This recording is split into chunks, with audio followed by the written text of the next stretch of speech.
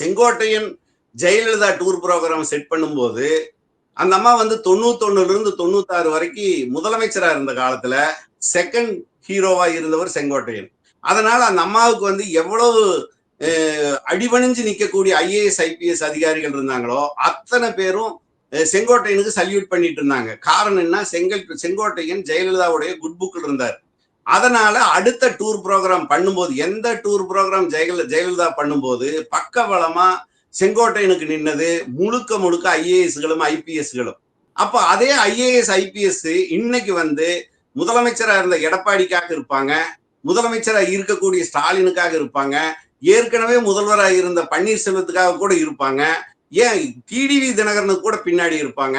ஆனா விஜய்க்காக எத்தனை IAS IPS செங்கோட்டையனுக்கு ஒத்துழைச்சு இந்த டூருக்கு சார்ட்டை வந்து சரி பண்ணி பக்கபலமா இருந்து செஞ்சு கொடுப்பாங்க அப்படிங்கிறது ஒரு ஒரு கேள்விக்குறி. இது வந்து அனுபவத்துல தான் நம்ம தெரிஞ்சுக்க முடியும். அது ஒரு வீக் பாயிண்ட்.